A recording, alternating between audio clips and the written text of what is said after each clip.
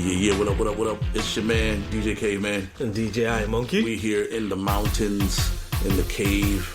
We got the residents. We got the dogs in the building right now. Odie, come on, man.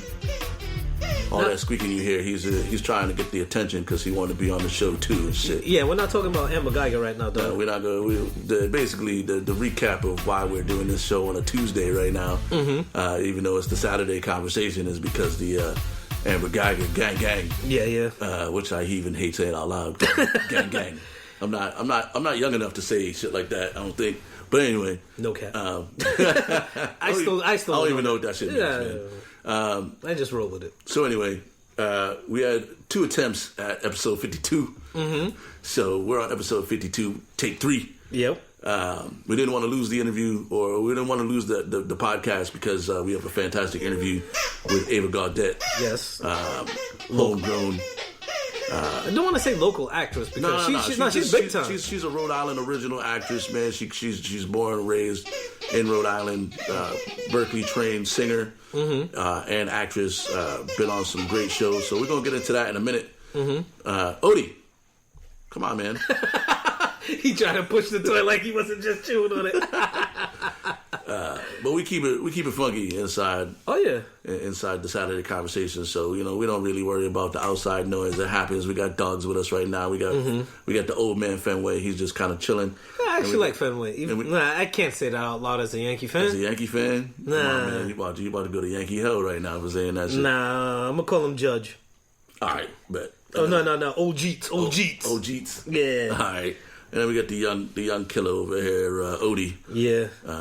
Who just has way more energy than any puppy should ever have. But yeah, he's big for a motherfucking, 11 months, 12 months? 10, almost 11 months. But anyway, so now we here. Doing our thing, you know what I'm saying? I got 9 picks on my picks this weekend. Oh, for your football picks? For the football picks. Oh, yeah. Let's see what we had here. The Lions. Oh, yeah, they got cheated. This was the worst. So there's already the conspiracy theory, right? That the referees in the NFL just hate the Lions. No matter how good the Lions are, they always find a way to take the game away from them. Now, and I'm a huge fan of, don't put the game in the hands of the refs. Yep. But some of this shit is absolutely ridiculous that they call, you go all the way back to 2 or 3 Monday Night Footballs ago when they played the Packers on Monday night and they got the call. Oh, the Hail Mary shit? The Hail Mary shit. Where they got the phantom holding call and gave Aaron Rodgers an extra play with no time on the clock. He throws a Hail Mary into the end zone. Boom, done. You got the Megatron rule. Touchdown in the playoffs taken away. They would have won that game. So now, fast forward to this game, and just from the plays that I saw while I was at work, you know what I'm saying? You had there was a pass interference play on a deep bomb. Yep. That didn't get called. That could have led to more points. Yeah, wasn't his hand all on his chest? His hand was across his arms and across his chest. Before the ball got there, he couldn't even put his hands up to even try to catch that shit. He fell down to the ground. No call. And then the one that that was horrible. That was horrible. There was the touchdown that called where the dude never went over never broke the plane. They reviewed it in New York, still called it a touchdown. Yep. To keep Green Bay in the game. And then, you have the 2 illegal hands to the face calls on Trey Flowers. Oh, that was some bullshit. That just moved them right into fucking field goal range, real quick. So, I don't know. The refs admitted that they make the mistakes, but there's nothing you can do about the outcomes at this point. You can't give them the win. Be I made a mistake, but you still lost. Yeah. And so now the Lions are 2-2-1. Wait, didn't you have them at 3 losses? I had them at 11-5, and then they had the tie, which should have been a game they won. They let that one slip away. They was playing against the motherfucking Cardinals. Ugh. They let that one slip away, and then they've been playing great football, which is how do the Lions get beat by Mighty Mouse? Yeah, I don't want to talk about it. The secondary is still kind of weak, is the true story. But okay, so that be that as it may, the Lions should kind of be 4-1. But they're not. They're 2-2 and so all right. So let's look at these picks that we had because we both had the Vikings. We both had the Vikings. So we both won that one. We both won that one. That's for shizzle. Oh shit! Damn, you had the 49ers. Yes, I had the Rams. I did. Damn. Yeah, man. The Niners are the truth this year, dude. Oh hell yeah! Like their defense, Joey Bosa and them, like they're balling out right now. Yeah, it's hard for me to root for Joey Bosa and his hardcore racist ass. Like he's not. And I've said this before on the show. Just because you're a Trump supporter, I'm not going to call you a racist. I'm only going to call you a racist if there's other stuff that comes outside of you just supporting Trump. Right. And he's a racist. Oh, but he's balling out. He's balling out, so it's like... I'm going to think that there's probably a lot of racist dudes in the NFL. Just based on background. Oh, yeah, by far. Yeah, I mean, all these dudes from Bama and all these, like, backwater countries and shit. Oh, yeah. So, I mean, I can't... And now they're rich, so they're real Republicans because they're rich. Of course. But Joey Bosa can ball. Oh, my goodness. So, and just be that as one of those factoids. And he did go to the Community College of Columbus, though. And he went. I know, which is fucking. I hate to pick teams that have like an abundance or like premier Community College of Columbus players. Yep. But I also like to win. And Jimmy G. Yeah. Excuse me, sir. Hey, come on. Nah, but Jimmy G putting up some real shit-ass fantasy numbers. He only had 8 points with the win. It don't matter about the fantasy numbers. He didn't it only matters about the picks, though, for me. But he had no interceptions either, right? Nah. And how you score 8 points? Like, mind you, as bad of a game as Phillip Rivers had, he still had 6 points. So, right. In order for Jimmy G to have 8 points in a win and no interceptions, it's like, yo, how was you only threw for like 80 yards, B? Right. You know, and I picked the Lions. They covered, but they didn't win. So I got that win on my sheet over here. But all right, so we both had the Steelers. We both had the Steelers with the backup duck calling quarterback. With the backup quarterback, the backup to the back. It was like third string dude, right? Yeah. We got the duck caller out there now because he's like a duck calling champion too. Oh, word. Yeah. But yeah, all right. So I had the Pack. Oh man, we both had the Dolphins. Oh shit. Fuck. Yo, the Dolphins are the official largest dumpster fire. Oh my goodness.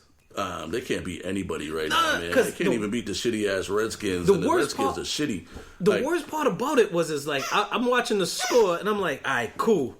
I want the Redskins to not really win. Hey, but I mean from a betting perspective against the spread, I picked the Dolphins and I won that too. Listen, I've won 18 games in the last 2 weeks. Spread alone against the spread. So man. I'm doing all right considering there's only been I think there's been 30 games the last 2 weeks. I won 18 of them, so I'm doing all right. I'm above. See, the way I was looking at it is that all right, I needed the Dolphins to score because I wanted McLaren from the Redskins to score some more fantasy points for me. Oh, right. Because in my cash league, I was 1-4. Now I'm 2-4. Yay! But yeah, because I had to put Phillip Rivers back on the motherfucking bench, man. Fuck that dude. Yeah, I didn't put any money on the games this weekend, but if I would have, I definitely would have. The games I would have picked, I would have hit for like a 14 parlay, and I'd have had like 800. Oh damn! Yeah, my cousin be trying to get me into that daily draft shit. What was the other game we had? We had the Niners, Steelers. Yeah, we only had 5 games. Yeah, so right now, yeah, we're basically even. We're basically even right now. Basically even. Because I had the Packers, because I was like, wait, we're picking the same teams everywhere here, except for the Rams and 49ers, because we both had the Steelers, we both had the Dolphins. But fuck the Dolphins, man. I was like, when I saw the score, I was like, what? They missed the extra point? Yeah, man. These dudes. I was like, damn, Laces out. The kicking game in the NFL right now is the most atrocious that I've seen it ever. And they keep trying to say that it's because they moved it back. It's like, no, these dudes are missing way wider. And they're missing extra points. Extra point They're kicks. missing extra points way left, way right. Yeah. Like, those are not even kicks that would have hit. Those kicks would have hit the upright. If you would have went. If they would have went to the old school traditional. But if there was like 10 yards closer, then yeah, you would have made it. But still, come on, man. Nah, the kicking is terrible, man. Kicking is terrible. It's horrible. What else do we want to touch real quick? Oh, the alienation of affection I wanted to touch on. Yeah. A smooth little thing I found. Because with the alienation of affection, I know we was talking about having homegirl Lambert back on the show. What's her name? Lambros. Amanda Lambros. Amanda Lambros back on the show because in season 1 we had her on and she was giving not just sex advice but relationship advice and nice little key things about how to maintain a nice, solid, and healthy relationship. So like, all right, you know what? We got to get her back on, but we got to bring up this alienation of affection where homeboy. Yo, so listen, I just found another one, right? So just recently. Oh, another one? Yeah, North Carolina. North Carolina is the place if you want to go make some money off. Yeah. You want to date? You go date a girl in North Carolina and then let her cheat on you and get married and leave you for some other dude and then just be real petty and sue that motherfucker. Do you have to get the Cheetahs crew with you too? I don't know. To get it on film? This shit is Petty Luther King approved though. That's for sure. So recently, a dude in North Carolina won $750,000 in a lawsuit because he sued the other person for purposely wrecking their relationship. The love of his wife. Yeah. His wife's love. So what the law is basically is that, where is it? I just had it in my hands here. So the alienation of affection is when, it's basically, the nickname is the home wrecker law. Yep. And what it says is that basically you can sue a motherfucker for breaking up your happy home. Yeah. Is the short version. Like, so you're married, somebody swoops in, steals your significant other, leads to a divorce, or influences your significant other into a divorce. So you're like, your auntie talk wild shit about you, or her aunt or her mother, you know what I'm saying? Her mother, your mother-in-law talks mad shit about you, and that leads to you guys having an unhappy home environment, which leads to which leads to a divorce. You could get the mother-in-law too. You could sue the mother-in-law. Your mom's in my business, or the best friend. You know what I'm saying? If the best friend. Most commonly, it's from like somebody cheating. Yeah. If somebody comes in, steals your husband or your wife, you get to sue that person, and so $750,000, right? In 2016, I just saw this one, 8.8 million. 8.8, yikes! 8.8 million alienation of affection penalty. The title of the thing is another reason not to have an affair in North Carolina. Yeah. The dude was like, I can live without money, but I cannot live without love. Oh, shit. Nah. And as it is, isn't North Carolina real stringent with, like, gay laws and shit like that? So, yeah, I don't know. So that's just... But see, that's the thing. This is how you get around it. Be like, all right, you know what? We got to just chill for a couple of months until after I get divorced. After I get divorced, we could just meet at a bar like, hey, how are you doing? I've never seen you before. Right. And then just continue off with your trip. I mean, I'm sure you have to have like a bunch of text messages. And I'm sure you have to hire like a, what do you call it, dude? What do you call them dudes? A Magnum? A Magnum PI type dude to, find them shit. You might want to have some dudes from that show Cheaters back in the day come with the camera crews, bring all that shit to court. And and show that there was a track history. But see, then the thing is like, yo, if I'm not doing what I'm supposed to be doing in the relationship, right? I'm not asking her how a day was. I'm not, being engaged and attentive to her and her needs. Now all of a sudden she's like, you know what? This guy in the gym said hi to me, and now I feel like I'm special. Like, now I can sue that dude in the gym. Be like, yo, motherfucker, like, you don't know why I wasn't saying hi to her. You don't know none of my shit. Like, yo, once you find out that she's married, you gotta be like, yo, I'm off. Yo, I gotta leave you alone. That's basically what it is, though. Yeah. Because if you like trying to talk to somebody, they don't have their wedding ring on, and now you find out that they're married, that's when you have to stop. Right. You can't continue that shit once you find out that you fucking up a home. Like, you can't be a happy home wrecker, as they say. You gotta just let that shit rock, homie. If you live in who else has it? If you live in Hawaii, Illinois, Mississippi, they have no cheating in Chicago, New Mexico, South Dakota, Utah, North Carolina. So if you live in any of them states, you might want to question before you start, fucking up a happy home, because the other person whose life you ruining could come back and slap you with the illest lawsuit. Don't try to go over state lines either. Don't try to go to South Carolina to cheat and then be like, nah, I'm off. No, I'm not in North Carolina. Nah, nigga, I live here in North Carolina. That's not how it works. Nah, it's not gonna work like that. Yeah, so with that, you know what I'm saying? Right now, we're gonna jump into this interview with Ava Gaudet. We went out, like I said, I went out to the palatial estates. Yes. The palatial Gaudet estates, and which, you know, may or may not be true. But hey, I'm embellishing right now. Yeah, well, house was massive and had big Dobermans at the door and shit. Oh shit, she had Dobermans? She had a puppy. Okay. I'm embellishing right now. Oh, okay. I thought she had like the Mr. Burns kind of thing from The Simpsons and just had the dogs. And all of them come out. Nah, so I went out and I sat with Ava and we had a nice conversation about, you know, her upbringing and her journey into acting and singing and performing as an artist in both Hollywood and on Broadway. Oh, okay. And even locally now here in Rhode Island. Fun fact: we graduated high school together in the same class of '96. Mm-hmm. Yes, sir. And then she did work with Homeboy too.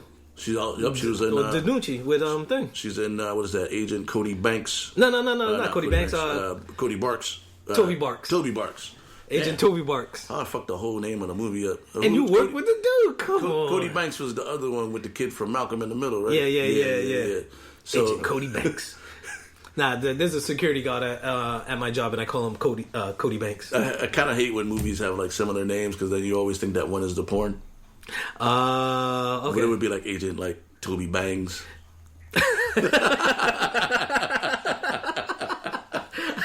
But anyway, she was in Agent Toby Barks. Toby Barks, yeah. With Tom DiNucci, great friend of the Saturday Conversation podcast, and co-host with myself on The Porch. Make sure you check that one out too. Episode 3 just came out. It's on all the formats. Episode 3 just came out. We're going to hop into this Ava Gaudet interview, and that's going to run us out through the end of the podcast. We'll check y'all out. Make sure you check us out on the YouTube, Spotify, iHeartRadio, Google Podcasts, Apple Podcasts, Cashbox, anywhere where you could get a podcast, we're pretty much there. Make sure you hit that like, subscribe. Make sure you hit us up on the social medias with any questions. Yes. Tell us how you feel about the show. If you have ideas for shows. Yeah, season 2, we're opening it up to like local people, or not even just local people, just anybody that has something going on. Hit us up. We'll take care of you. We'll take care of it, man. Shout out to my homie Ryan. He's coming through this month. RZW Wrestling. Oh yeah, RZW. November's a big month, man. We're pretty much all the way booked right now. RZW Wrestling, which is like a little background wrestling situation for some for the kids that can't really afford to get into wrestling, and it's a cool little disabilities program. And shit. I'm excited to talk to him about that. We got the man. We got to work out the Dad Summit. That's coming up soon. Come on, dog. What else we got going on? I'm just pulling up the calendar right now so we can see November. The homie. Wait, why you look at my nipples? Come on, man. Get the fuck out of here. Odie, come on, man. Odie is over here sexually harassing DJ IronMonkey. Hashtag me too. He must. Come on, Matt Lauer, get out of here. Wow. Speaking of Matt Lauer, he got brought up on some new shit. Nah, you know what though? Matt Lauer does have a right to actually start speaking up for himself. Right now, he needed to come out and say something. No, he did. He started saying some stuff, and then they're like, "Oh, well, I'm not gonna get bullied into you hushing me up." He's like, "No. If anything, it was consensual. So let's get that straight. It wasn't anything forced. It was consensual. And these are people that I had extramarital affairs with, that they're now trying to come out and trying to squeeze me for money. So I don't know. I haven't seen any of that stuff, but I mean, the short version is that, you know, he might have been on some predator shit too. You never know until all the details come out, which we don't have them. Stop, Odie. Yeah. Da Vinci Young, that's his real name, Da Vinci. He's an artist. He did some art for us back in the day when we were back in the City Year days. He's also like a cosplay. Where he's gonna be out at Comic-Con this year? He goes to all the Comic-Cons. He's a cosplay developer. He develops characters. He can take your character and turn it into like a big cosplay situation. Super good dude. Can't wait to have him on the show to talk about like Comic-Con and he's also designed a couple video games for PlayStation. Odie, come on. All of a sudden, these dogs are all up on me, man. You must smell like cat. Yeah. I'd rather smell like cat than pussy. DJ K Young gonna come on the show later in the month as well. She was just on Shade 4-5. All right. She's also the DJ for the Monster Truck series. Oh, all right. Yeah, so she's going to be coming on the show. We're filling up November, man. That's basically what we're doing. I talked to Eddie Lane recently. She's an exotic performer. Oh, okay. She's agreed to come on the show. So we're just trying to lock some dates in. November, December, the end of the year is going to be crazy. Oh, yeah. As we kick off season 2 here for the Saturday Conversation. Yes. And with that, we're about to jump into this interview with Ava Gaudet. We'll check y'all next Saturday. DJ Caveman live from Detroit in a couple of days. I'm running the Free Press 5K with my cousins. They're running the marathons, half marathons. Yeah, you did that last year too, Yeah. right? Yeah. I remember we had the remote feed last year It's too. a whole weekend of running. So we're going to be live from Detroit next week. Check us out. Hit us up. We'll check y'all out next time. Now, Peace. And I present to you now the Ava Gaudet interview. What up, what up, what up? It's your man, DJ Caveman. I am here on location with Ava Gaudet, actress, singer, world famous. Maybe. Famous enough. Famous among my family. My family knows exactly who I am. Well, that's good. Yeah. Been on some TV shows, some movies, and so we're going to sit and we're going to talk about that. And she's agreed to come on and be part of the Saturday Conversation. So, Yay. welcome. Thank you so much. Gaudet. Thank you so much for having me. Yeah, absolutely. So, let's just jump right into it. Yeah. How did you know that you wanted to be an actress and a singer or an entertainer? Yeah. I really knew like right away. So my parents are also in the arts. My dad is a musician, and my mom has always been involved in theater. She's an actor and a director. And when I was really young, she was a costume designer. So I kind of grew up with it. And like part of the story is they when they were naming me as a baby, they wanted like a good stage name. Nice. So it was sort of mapped out for me, but luckily it was also something I was really into. So when I was younger, I got involved first in dance and really loved it, but always was interested in singing and acting, and I just wanted the whole thing. So I think I was probably 10 years old when I knew that, like, as soon as I was able, I was moving to New York, and I was out of here. Nice. Nothing against Rhode Island. Obviously, I'm back now. I love Rhode Island, but I just really wanted to, I wanted to be on Broadway. I wanted to be in the mix. I wanted it all. So, so just when I was younger, it was always in my mind. That was part of the plan. And so I studied dance for 15 years before I graduated high school, studied theater in high school, started singing more seriously in high school. So I kind of got a late jump to the singing thing as far as training for it and taking that more seriously. And then moved to New York. Then I was 18. And didn't really come back until recently. So Yeah, that's a good long way. it was a good long... A lot of people on Rhode Island move and then they come right back. Yeah, well, I did come back, so well, I mean, it just took me a while. Everybody comes back. I'm not even from Rhode Island. And, I lived here for a while and I moved away for a while and now I'm back. Now you're back. I know, So- it just sucks you back in. There's a lot of convenience. I'm not mad at it, though. No, not at all. Yeah. So you moved to New York. Yeah. You're just 18. Like, are you in school? Just Or are 18, you, yeah, I was in bussing school. tables and doing like the classic. Kind of, yeah. Yeah, I was in school. I was in the BFA acting program at Marymount Manhattan College. And it was cool, but truly I was just like, I was so wrapped up in living in New York. I kind of like, I was like doing my schoolwork and stuff, but that I barely even remember my classes. Like I know I was there. I was paying off my loans for quite a while, so I know it happened. But really, I was thinking about just getting out there, and I was auditioning and seeing shows and networking and meeting people and I loved it. And so I started auditioning for Broadway stuff like as soon as I got out to New York, and and I was going to open calls, like, waiting in line all day and and getting in there. And that's kind of how I realized that I wanted to focus more on singing. And I wasn't totally in love with the program I was in. It was really expensive, and it wasn't as intense as I wanted it to be. So I was acting more at classical. Wow. I was in acting class every day at classical, and here I am spending all this money, and I had acting class 3 days a week. And I was like, what is going on? And what else were you doing if not acting every day in an acting program? Yeah, exactly. Like, what kind of BFA program has you in acting class 3 days a week and not every day? Right. All day. All day. Yeah. I should be doing this all day. If I spend money to go to an acting school, like, I want to act. Exactly. All day. I want to learn how to act. I want to be so immersed in it that I can't do anything else. And it was the opposite. It was like an afterthought, and I was focusing on just living in New York, and it was like hard to get other students, like my classmates, to really take it seriously. So I would be working on a scene or something and couldn't get my partner to like find a time to rehearse with me. And I'm like, this is weird.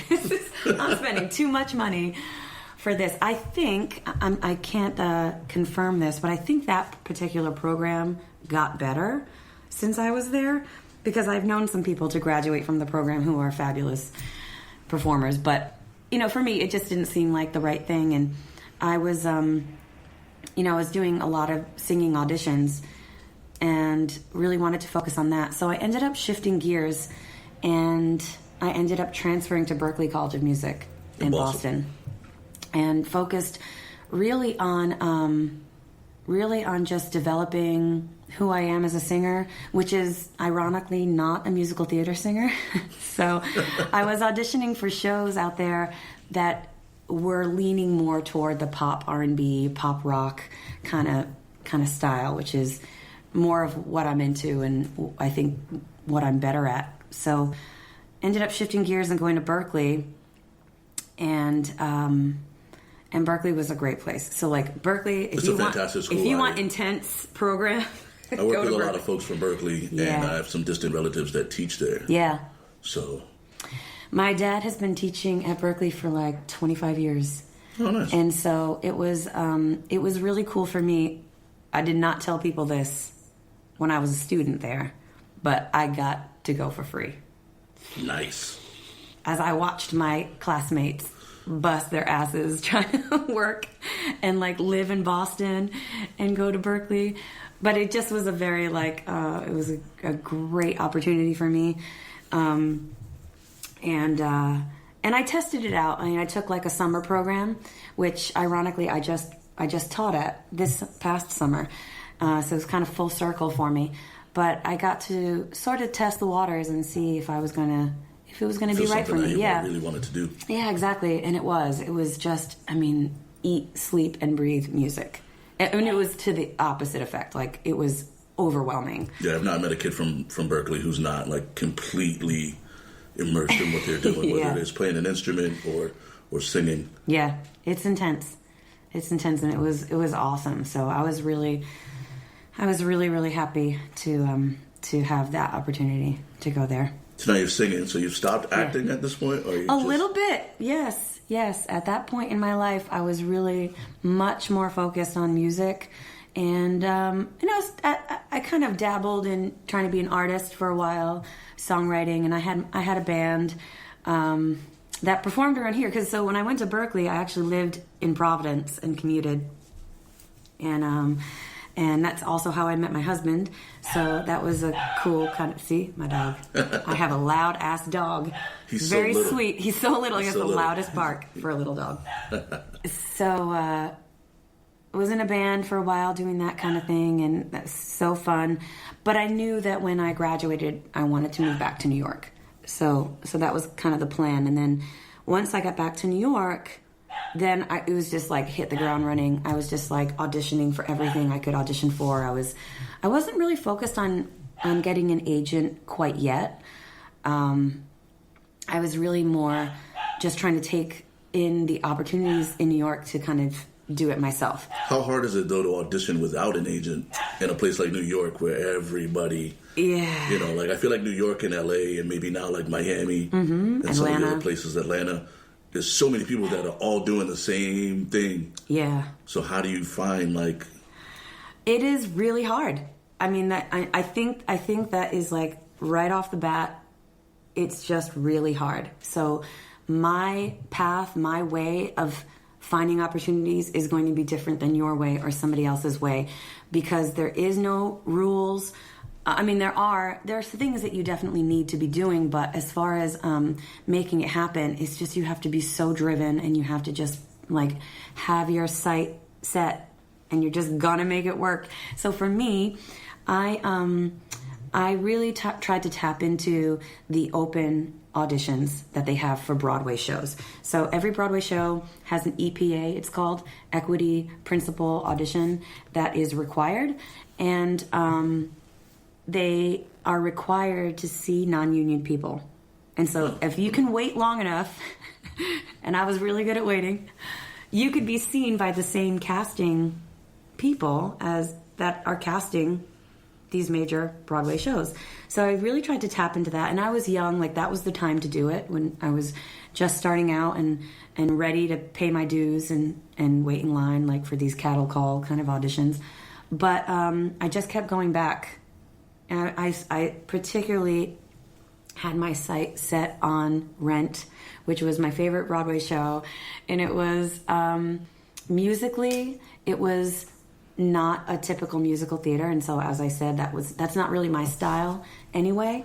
And so I loved stylistically, I felt like it fit me, and I just really loved the show. And so I went back every 6 months. They had an audition, I was there, so I got to know them. They got to know me, and I just kept going and going and going.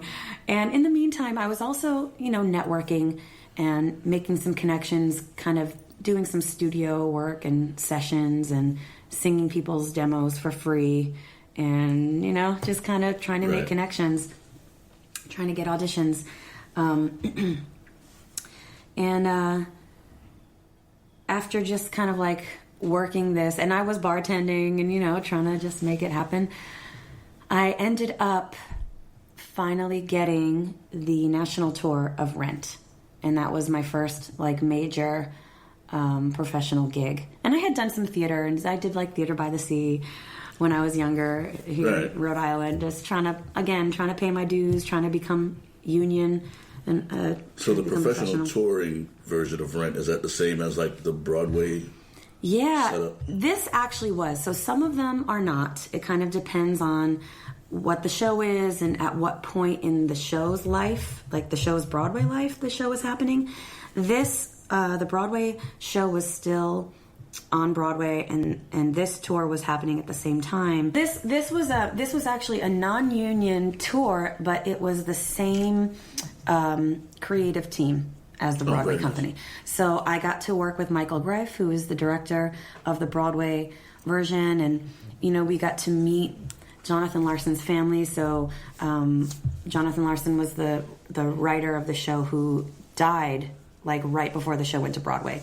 And so part of that show was maintaining his vision after, he only got to do the workshop version, and then he passed away, and then the show went to Broadway. And so Michael really felt like it was his duty to maintain his vision. And so every cast got to meet Jonathan's family. Every cast got to be sort of like included in this idea that it was all of our responsibility to tell his story his way. And so it was really, really cool. And it was, oh my God, talk about paying your dues as a performer. Tour life on a non-union tour, it's like, good God. That's pretty much just fending for yourself. Oh my God, you're living on a bus, but like not a tour bus. Just like a bus. Yeah, like kind of like a school bus. Like a Greyhound. That's what I was on that bus for like 8 or 9 hours a day. And then we'd get to the venue. We would get off the bus, do sound check, maybe have a chance to like eat and just like get into costume, do the show, sleep, wake up at the crack of ass the next morning, get on the bus, and do it all over again. And that was my life for about a year. But it was great, too. I mean, this was my first time performing in huge venues. You know, like, depending on where we were playing in some really big theaters. And people were, you know, it's like, it was a crazy experience for me, being somebody, like, had never done it before. And so that was going, and then the tour was over, and this is when my life got really crazy. So this is kind of a long story that I'm going to just condense. I had to have surgery on my thyroid right after the tour, because I noticed I had like a lump there in my throat, and I just didn't know what was going on. Anyway, got it tested. They were like, we should remove this. This is not going to be good. Yeah, this is not going to be good for you. And anyway, so the day that and I was living in New York, but I had a surgeon here in Rhode Island who was highly recommended. He was very sensitive to the fact that I was a singer, and because this surgery could potentially like permanently damage your voice. Right, or just change it. Or like, you know, shorten your range. Right. So your high notes and your low notes could disappear, which is like, God, no, please don't make that happen to me. So I went to this guy, and so I had my surgery, and I'm healing, and I had a follow-up appointment. And I just take the bus home from New York, and I go to my appointment. I'm thinking, like, he's going to be like, yeah, everything's cool. Go back to New York. And he called me into his office, and he's like, so after we did the surgery, we did like a more in-depth biopsy, and you have cancer. You have thyroid cancer. And I freaked out. I didn't know what to do. So I called my husband. Well, he wasn't my husband at the time. He was my fiance at the time. He came to Rhode Island, took the bus, met me, and we're literally sitting like at a restaurant discussing like the news that I just got. And I got a phone call from the Broadway company of Rent, and they gave me the job to be on the Broadway show. Same day, found out I had cancer, got into a Broadway show. Wow. Like within hours of each other. So that's a huge roller coaster of emotions. It was the craziest day of my life, kind of. And so anyway, I ended up doing the Broadway show for 6 months because I didn't have health insurance. You know, this was like crazy times. Ended up qualifying for health insurance after 6 months. Like, you get the equity. I joined equity and all this. And then I had to take 4 weeks off from the show to have a second surgery to also hope that I don't lose my voice for all time and get back into the show. And so I did cool. that. Did they hold that space for you, or did you have to re-audition afterwards to make sure that your voice wasn't different? They were so wonderful. They were so wonderful to me. I will always be grateful to how they treated me during this time. They let me take a leave of absence, and my understudy went on for me during that time. And meanwhile, my husband and I just got married real quick at New York City Hall, and we took a little vacation, kind of like a little honeymoon, or, you know, I was healing at the same time, and just crossing my fingers that I'd still have my voice and I could get back into the show. And I did. And so that's a great Broadway story, because you hear all the cutthroat stuff that goes on. The Rent family of people, everyone behind the scenes and all the cast members. I mean, it was such a loving, accepting family to be a part of. And really, it's like I could meet somebody that was in some other version of the show, some other tour, or in the Broadway company, but 3 years before me, and we all feel like we're a family, you know? That's very cool. Yeah, it's a very cool thing. So also at the same time, I was still auditioning on my own for things without an agent or a manager or anything. And Telsey and Company, they're the casting office that did Rent. They're now one of the biggest casting companies in New York, and they do all the cool things. Like everything that's cool, Telsey's casting. And they called me in for a TV show. I had never auditioned for a TV show in my life. First TV audition I've ever been on. And and I ended up booking a recurring role on a new pilot for ABC. And this was all during, like, I had just had surgery. I'm taking time off from the show. I'm getting married. I'm going to go on my honeymoon or my vacation. And I ended up booking this show, and it conflicted with our trip to Jamaica. And so I was like, oh, sorry, can't do it. And my husband was like, no, you have to do this. Like, you just booked a television show. And I was like, oh, I didn't realize, like, how hard that was to do. Because it was my first audition. I'll get another one. Yeah, I was like, I didn't realize, like, I literally spent my entire life since then trying to get another job like that. I digress. You weren't on, there's the rumor that everybody that lives in New York has been on Law and Order. On Law and Order, yeah, no, never been on Law and Order, actually. Never. I think I left New York a little too soon. I think everyone else in New York has been on Law and Order. Like, I kind of want to move to New York so I can be on Law and Order. You should do it. Like 6 months. Like, yeah. Go, like, yeah. Live there 6 months, be on Law and Order. And then, like, come home. And then come back. I think that's a good plan. I think that plan's going to work. Yeah, so I ended up booking that show. It was Ugly Betty on ABC. And I did the pilot. And again, just clueless as to how difficult this was to do.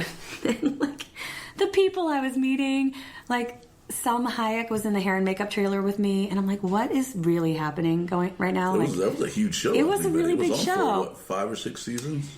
Yeah, it was on for a while. Yep. And so the first episode, the pilot episode, was shot in New York, and the show ended up getting picked up, because that's always the thing with pilots, is like, you don't know if the show's going to get picked up or not. And it did, of course. And then they moved the show to LA. And now at this point, I have finally gotten an agent. It only took me like a leading role in a Broadway show and a recurring role in a TV show to get an agent. Did an agent call you? So hard to get an agent. No, I had to beg this person to represent me. I'm like, please, I need an agent. How's that? Oh my God, it's so hard. You don't even know. I met with like so many agents, and they were like, yeah, this is cool, but like, come back when you have more credits. I'm like, what's the girl got to do? What's the girl got to do to get an agent around here? So I finally got an agent, and he was like, look, the show's moving to LA. They're gonna make this character like a local hire, meaning they're not gonna pay for you to go to LA to like do this.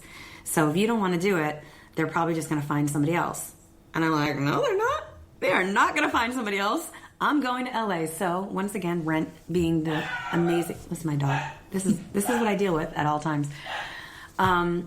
They were so amazing. They let me take 3 more weeks off from Rent to go shoot 2 more episodes in LA. So my husband and I, we just like got a hotel room. We were staying in LA, like right in the middle of Hollywood. And I shot a couple of episodes. And by the time we were done with that shoot, we had an apartment. It was sublet and furnished. Nice. And we were moving to LA.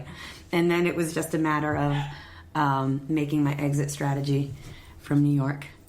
And that's kind of how it happened. It was a pretty spur of the moment kind of crazy thing. And I ended up getting this other movie that was happening all at the same time. So when we left New York, we like packed up a U-Haul, drove across the country, stopped in Utah where I was filmed a movie real quick, like went on, moved to LA, and we were there for 10 years. Wow. Yeah.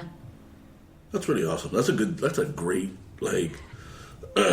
Yeah, I wish the rest of it was better. Well, I mean... The rest of it is cool, but it was definitely like, once I got to LA, it was like reality was just like, poof, poof, poof, smacking me in the face. Because I didn't realize how hard it is when you're competing with other people at that level, you know, how hard it is to stay working.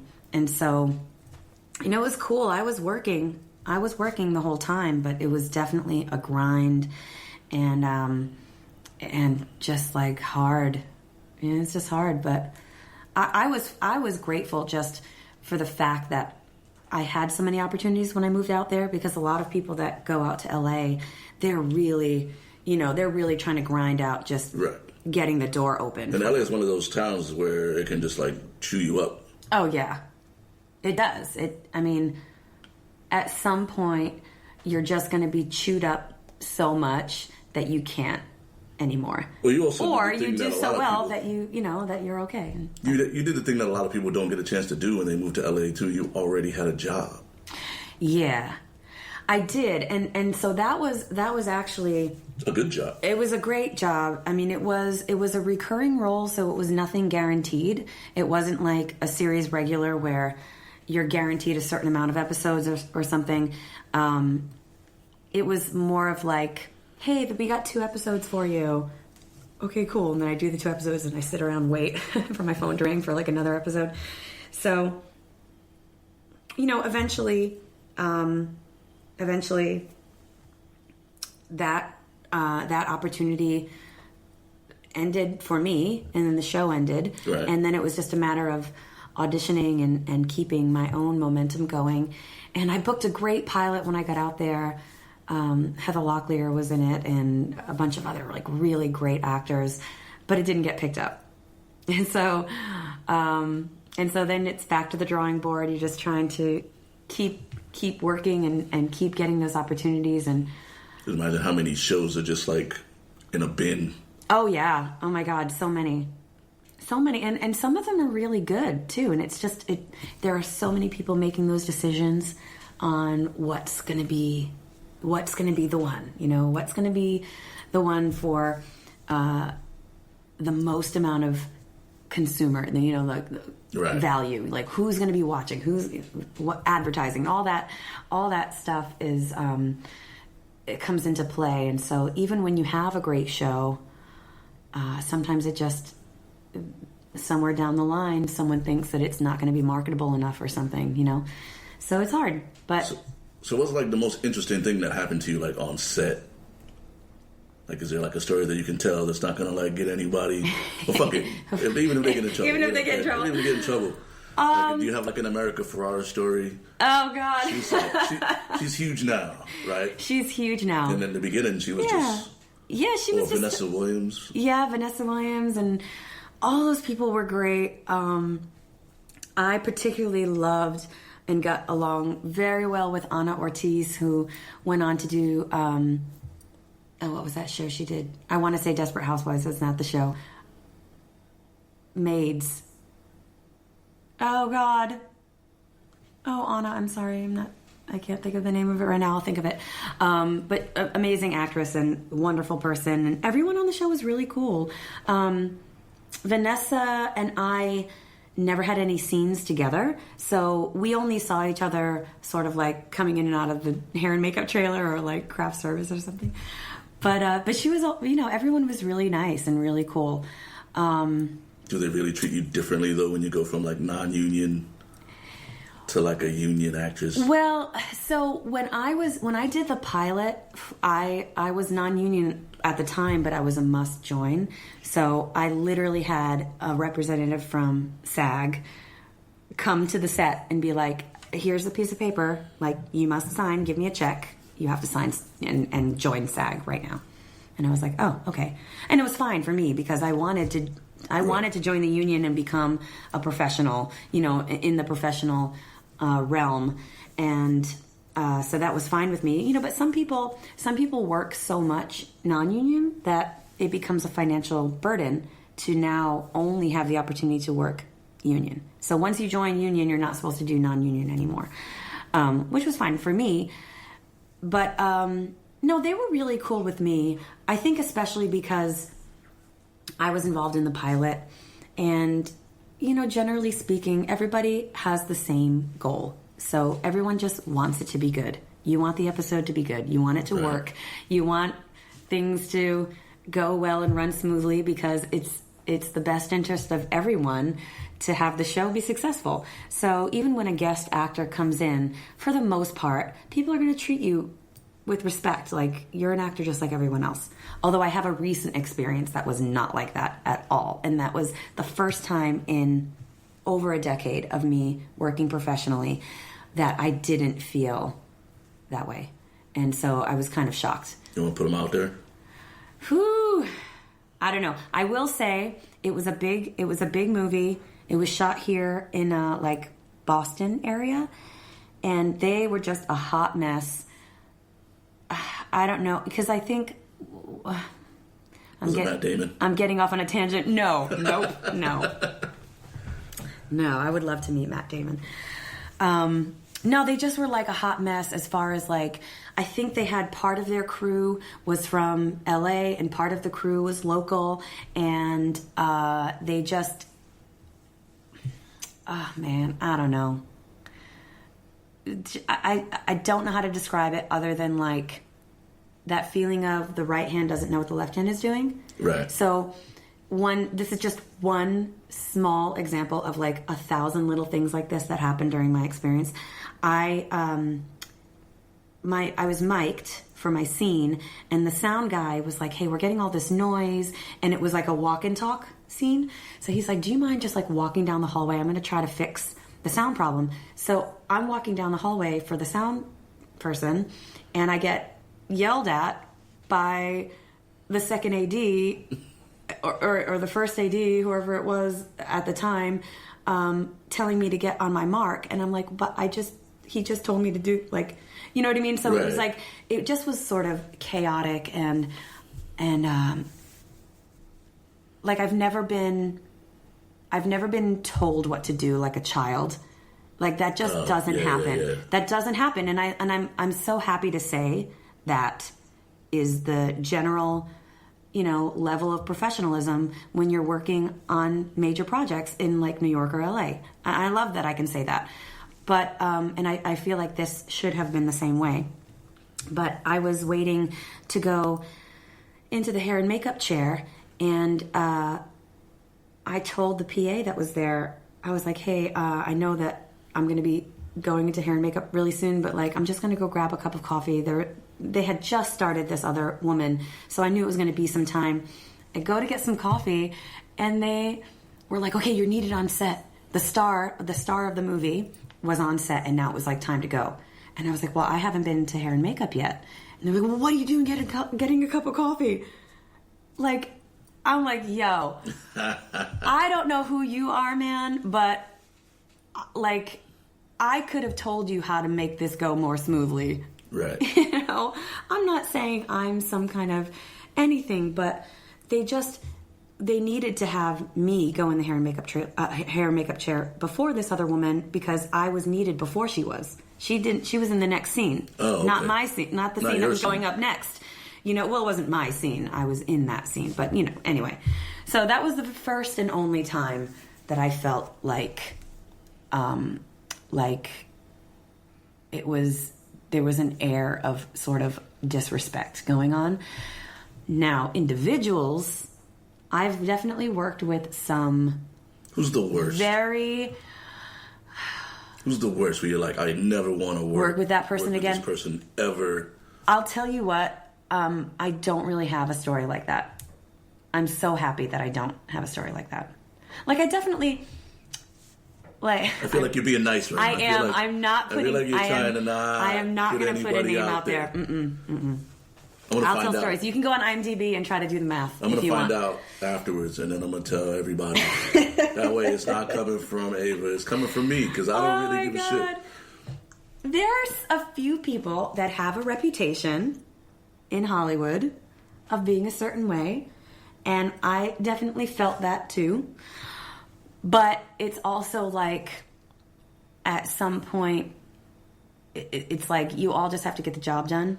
So right. You have to just let stuff like that roll off your back, because when it's time to go, you have to go and get the job done. So, but I have worked with like a very, very well-known, like TV royalty kind of person who could not remember 2 sentences in a row. Like, I've never seen somebody so unable to remember their lines. Like, that's part of... Charlie Sheen. No. Damn. Good guess, but no. That's sort of part of the gig, you know? And as an upcoming actor, as somebody who never got to that point of, like... I never got to the point where people are going to work around me. Right. You know what I mean? Like, when you're a big star, people work around move you. When you move. Yeah, exactly. I've never gotten to that place. And so I always come into a situation like wanting to be the best I possibly can be, as professional as I can be. I don't want to make mistakes, you know, that kind of idea. So to see someone like this, like, slow down production to the point of a half-page scene will take all day because you can't remember a few lines in a row. It was crazy to me. It was crazy. I'm doing some research right now. This person was also the nicest person in the world, so that is why I'm also not going to put them out call, there like call that. them out like that. Neil Patrick Harris. No. He's a theater person. You know he can remember lines. Right. Yeah. So who haven't you worked with yet that you really, like, you're like, I need to work with this person? Like, you call your agent, like, make this happen. I don't care. I don't care what. No, well, I don't have it like that. I wish I did, but I definitely do not have it like that. Like calling Ari to be like, make this happen. But, oh man, see, at this point, I just kind of see, I see things that I don't know what the word is I'm looking for, that just like are my vibe, or like something that I'm just really into, and I'd love to be a part of it, you know? And so I kind of get my team on board with like, can you submit me for this project? Because I just love what they're doing. I feel like maybe I'm right for it. But even then, it's like, I wish I had the star power to like just make something happen, but no, like they're submitting me. I'm trying to get an audition. Phone calls. Yeah, I guess it's definitely a matter of just maintaining your connections, your professional contacts, and in a genuine way, which I try to do, because like I said, I've been really lucky to work with a lot of great people that I genuinely enjoyed working with, that I would genuinely love to work with again. So, who's your favorite?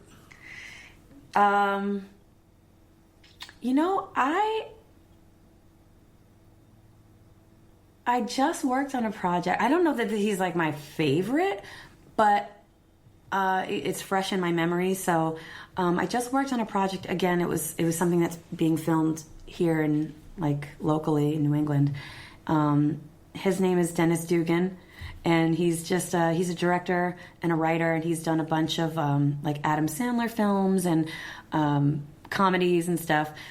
And he was just really connected to his project and very hands-on, and like he made the working environment really fun. And I can tell that he's the kind of person that if he enjoys working with you, he'll use you again in his projects, you know, because I talked to a bunch of people while I was there who are like, oh yeah, I worked on this with him and he called me for this. And I love that. I love that kind of like that closeness, or like, it's not really loyalty, because I don't think that exists in this industry. But you kind of build a team. Like Adam Sandler has like a group of people where you know they're going to be in his movies exactly every single time. Like you can expect to see certain people. So I mean, it's kind of like a team. Yeah, no, definitely. And I just love working in television. Television over movies? A little bit, yeah. Yep. A little bit. Is it because it's like just every day, or? Yeah, I love the whole thing. I love having a character that, like, the only time I even got to experience this, because I did a lot of guest starring where I just did like a character for this one episode or something. But in Ugly Betty, I was the same person over multiple episodes. And so I love the idea that you have this one character that can grow into all these different scenarios. And I just I love the idea of working every day, I love the idea of getting residuals in the mail. Yes. That sounds really cool to me. Wow, this show checks sounds weird. In the mail. Yep, exactly. That's nice. So I really loved working on Ugly Betty for that reason, because that was my first experience working over multiple episodes with the same team of people, and that's really what I moved to LA to do. And still to this day, I want to be a series regular on a TV show. I'm gonna say that because I want to put it out there in the universe that when we moved back to New England, when we left LA, it was such a question mark. Like, I didn't know what was going to happen with my career. I didn't know what the market was going to be like here locally. Right.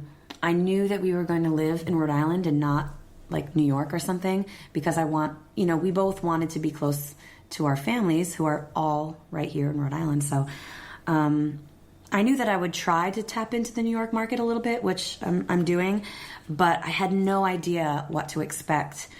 And it's been great. I've been working. This year, I think I worked more. Filmed in Boston now. Yeah. Stuff gets filmed here in Rhode Island. I worked on 4 movies this year. So it's been really, really good. And Tommy, I worked on a really fun kind of kids movie with Tommy DiNucci, who when I came back to Rhode Island, there are a few people here that are movers and shakers. They're making stuff happen. And so I just had my sights set on meeting them and working with them and letting them know who I am. And I was really happy to have that chance to work with Tommy. He's great, as you know. He's a great dude. Yeah, he's a great dude. Again, just very, very driven and just making stuff happen. And he was great to work with on set. And it was fun. I hope I get to work with him again sometime. Yeah. Excellent. Last question. All right. Are you a comic book person? I'm not, but my brother was when I grew up. Oh, if I was going to be a superhero? Yeah. Have you ever thought about wanting to be a superhero, especially now with Disney Plus, and they're going to be doing a lot of Marvel stuff, and then DC has their own thing. Right. So it's kind of like a 3-part question. Oh my God. Okay. DC or Marvel, and if you could play any role, okay, what would it be? Oh my God. It's only a 2-part question. It's a 2-part question that I might. Would you be a villain, or would you be like a hero? God, ooh, that's good. All right, I think I'm leaning more toward Marvel. And this is only, I'm literally going just on my older brother was a very big comic book person. And so this is just whatever rubbed off on me. So I'm going to go Marvel. Don't really have a good reason other than I'm just going to make a decision. And do I want to be a villain or a hero? God, villains are fun. I've actually had a lot of experience playing the villain, playing a bad guy, or just an annoying person, and it's so fun to do. So I think if it was an acting kind of opportunity, I maybe want to be the villain. If it was real life, if I could real life be I would be a hero, of course. Of course. This world is so messed up right now that I would be some kind of What would be your superpower? Would you have a superpower, or would you be more like Batman with all the with all the gadgets? All the gadgets. I would have some kind of mental power to suck out stupidity. That's what I would do. I would just be God, you are so stupid. Let me help you with that. And I think I could create world peace that way. If you could suck out everybody's stupidity, don't you think the world would be a better place? If we could just be smart and empathetic about things. Would be too nice. I think. Listen. People would be it would just be too oh yeah, anything you want. Oh, no worries. You don't want that? That sounds awesome to me. I need the give and take. All right. I need the give and take. I need to have a reason to be wow, you're an idiot. Yeah. The world needs those people. I guess. Maybe I just feel there's too many of them right now. I don't know. when I moved to LA, everyone was like, everyone is so fake in LA. They're just, and I, my husband and I were coming from New York, and we're like Rhode Island people too. So like we had this edge on us. Like the first thing, we were walking around in our new neighborhood, and somebody was like walking down the street and like waved to us. And we're like, the hell are you waving at? What's your problem? Like we were so rude and awful.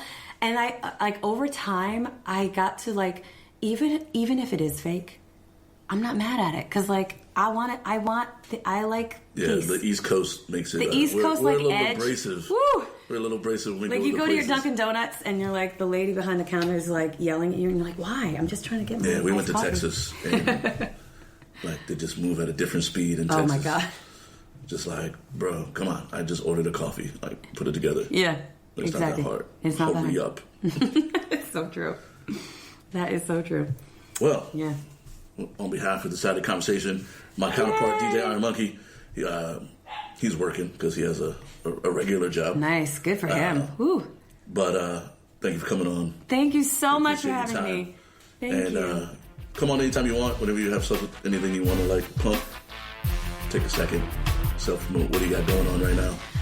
I know you're in the singing. Yeah, I'm singing. I'm singing a lot. I do a lot of private events. So, but if you go to my Instagram or Facebook at Ava Gaudet, super easy.